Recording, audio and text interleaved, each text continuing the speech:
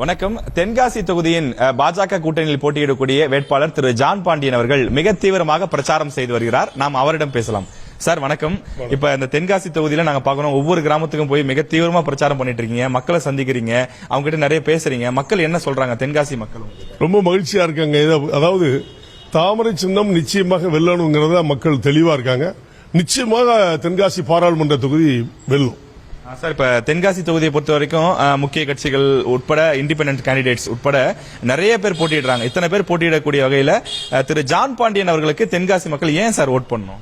இப்போ குறிப்பா ஒன்னு சொல்ல, செண்பகவல்லி அணை திட்டத்தை பத்தி இன்னைக்கு பேசிட்டு இருக்காங்க. திமுக பேசுறாங்க, தென்பகவல்லி அணை 50 ஆண்டுகளா அப்படியே இருக்குன்னு சொல்லி. அவங்க தான் பாராளுமன்றத்தில் கம்யூனிஸ்ட் ஜெயிச்சு போனாங்க, காங்கிரஸ் ஜெயிச்சு போச்சுது, திமுக ஜெயிச்சு போச்சுது. இதுவரைக்கும் அவங்க பாராளுமன்றத்தை ஏதாவது ஒண்ணு செண்பகவல்லியை பத்தி பேசவே இல்லை.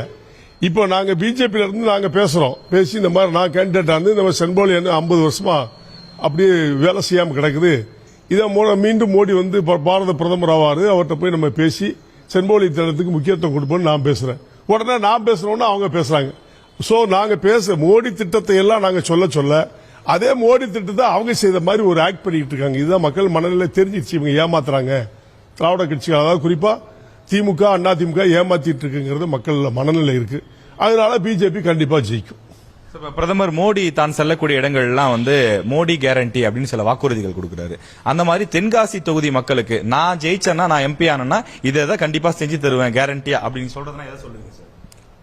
உலகத்தர வாய்ந்த சுற்றுலா தலமாக இந்த பகுதியில் இருக்கிற மக்கள், ஏழை எளிய மக்கள், பாமர மக்கள் வந்து எலுமிச்சை சாகுபடி அதிகமா இருக்கு. அந்த எலுமிச்சை சாகுபடிக்கு ஒரு ஸ்டோரேஜ் ரூம் இல்ல, ஸ்டாக் ரூம். அந்த ஸ்டோரேஜ் ரூம் தான் வச்சு விலையை நிர்ணயம் பண்ணி வெளியில வைக்க முடியும். அந்த நிலையெல்லாம் இன்னைக்கு வந்து எலுமிச்சை பழத்துல ரோட்ல கூறு வச்சு வைக்கக்கூடிய நிலை இருக்கு. இதெல்லாம் மாற்றி அமைக்கணும் திட்டங்கள் வச்சிருக்கோம். வழக்கமா எம்பிக்கள் எல்லா தொகுதிகளிலும் வருவாங்க, கோரிக்கை வைப்பாங்க, அதுக்கப்புறம் நாங்க மத்திய அரசு அழுத்தம் கொடுத்தங்க, பேப்பர் கொடுத்தங்க, நான் பேசினங்க அப்படின்னு சொல்லுவாங்க. அதை தாண்டி நீங்க வந்து இன்னும் ஒரு படி மேல போய் நான் செய்ய முடியும்னா அது எப்படி சொல்றீங்க?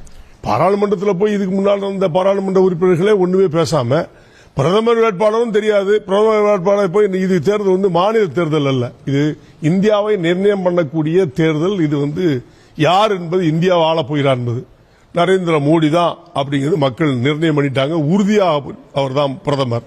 பிரதமர்கிட்ட நாங்க பிஜேபியில இருந்து நான் தாமரை சின்னத்தை நிற்கிறேன், ஜெயிச்சு போனா அவர்கிட்ட போய் எனக்கு நெருங்கிய நண்பர், நேரா போய் நான் பேசி எனக்கு இதை செஞ்சு கொடுங்கன்னு கேட்க உரிமை இருக்கு, நான் கேட்பேன். அந்த நம்பிக்கையில தான் நான் மக்களுக்கு வாக்குறுதி கொடுத்துட்டு இருக்கேன். முடியும், கண்டிப்பா முடியும். நான் பல திருப்பி சந்திச்சிருக்கேன், அதனால கண்டிப்பா பேச முடியும். இந்த தொகுதியில வந்து திரு கிருஷ்ணசாமி, டாக்டர் கிருஷ்ணசாமி அவர்களும் போட்டியிடுறாரு. ஏற்கனவே 1998 இருந்து 6 முறை தொடர்ந்து இந்த தொகுதியில போட்டிட்டு இருக்காரு. நான் இந்த தொகுதிக்கு ரொம்ப பரிச்சயமான நபர், ஏற்கனவே சட்டமன்ற உறுப்பினரெல்லாம் பக்கத்துல தேர்வு செய்யப்பட்டிருக்கேன். அதனால மக்கள் என்னதான் தேர்வு செய்வாங்கன்னு அவர் உறுதிப்பட சொல்றாரு. அது அவருடைய கணிப்பு, தவறான கணிப்பு. 6 முறை இன்னொரு 2ஆம் முறை ஜெயிச்சிருக்கலாம், 3ஆம் முறை ஜெயிச்சிருக்கலாம், 4ஆம் முறை 6 முறையும் தோரத்தனை செஞ்சிருக்காரு. அதனால அது அவருடைய கணிப்பா இருக்கலாம். நீ அதை அவரை கேளுங்க. வாய்ப்பில்லை என்பதுதான் என்னுடைய, அவருடைய வாய்ப்பில்லை, அவ்வளவுதான் சொல்ல முடியும்.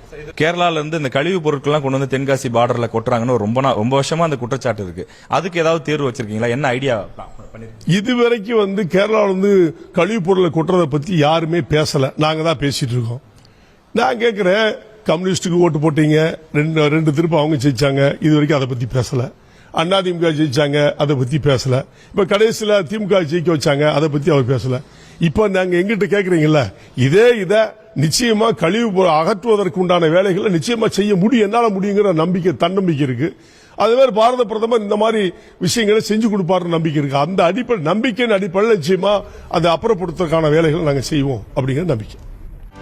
செய்திகளை உடனுக்குடனும் துல்லியமாகவும் தெரிந்து கொள்ள சப்ஸ்கிரைப் பண்ணுங்க.